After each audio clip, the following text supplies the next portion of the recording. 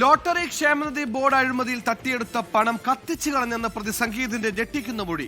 Not നിരോധനം വന്നതോടെ തട്ടിയെടുത്ത 500-ന്റെയും 1000-ന്റെയും നോട്ടുകൾ കത്തിച്ചെന്നാണ് ക്ലർക്ക് സംഗീത് മൊഴി നൽകിയത്. മൊഴിയുടെ അടിസ്ഥാനത്തിൽ വിജിലൻസ് ഫോറൻസിക് സംഘവും സംഗീതിന്റെ പോങ്ങുമൂട്ടിലെ വീട്ടിൽ പരിശോധന നടത്തി. 16 കോടി രൂപ തട്ടിയെടുത്ത കേസിലാണ് 6 കോടി രൂപ കത്തിച്ചെന്ന് പ്രതി മൊഴി നൽകിയിരിക്കുന്നത്.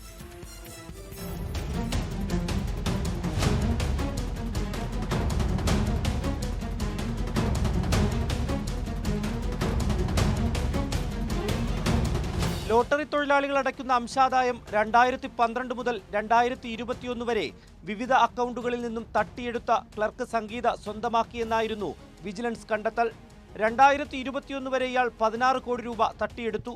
2016 വരെ ബാങ്കിൽ നിന്നും പിൻവലിച്ച പണം എന്തു ചെയ്തെന്ന് ഇയാൾ പറഞ്ഞിരുന്നില്ല. 2016 നോട്ട് നിരോധനത്തിന് ശേഷം ഈ പണം വീട്ടിലെ ഇൻസുലേറ്ററിൽ കത്തിച്ചു കളഞ്ഞെന്നാണ് സംഗീത് നൽകിയ മൊഴി. മൊഴിയുടെ അടിസ്ഥാനത്തിൽ വിജിലൻസ് ഇൻസ്പെക്ടർ അനൂപിന്റെ നേതൃത്വത്തിൽ ഫോറൻസിക് സംഘം പരിശോധന നടത്തി. വർഷങ്ങൾ കഴിഞ്ഞതിനാൽ ശാസ്ത്രീയ തെളിവ് ലഭിക്കുന്നതിനുള്ള സാധ്യത കുറവാണ്. 2017 ശേഷമാണ് തട്ടിയെടുക്കുന്ന പണം സുഹൃത്തും കോൺട്രാക്ടറുമായ അനിൽകുമാറിന്റെയും സഹോദരൻ സമ്പത്തിന്റെയും അക്കൗണ്ടുകളിലേക്ക് നേരിട്ട് മാറ്റി തുടങ്ങിയത്. കഴക്കൂട്ടത്തും ചാക്കയിലുമായി കോടികളുടെ ഭൂമി വാങ്ങിക്കൂട്ടി. തലസ്ഥാനത്ത് തന്നെ 3 വീടുകൾ സംഗീതിനുണ്ട്. പ്രതികൾ വാങ്ങിയ 35 സ്ഥലത്തെ ഭൂമി വിജിലൻസ് കണ്ടുകെട്ടിയിരുന്നു. 24 തിരുവനന്തപുരം.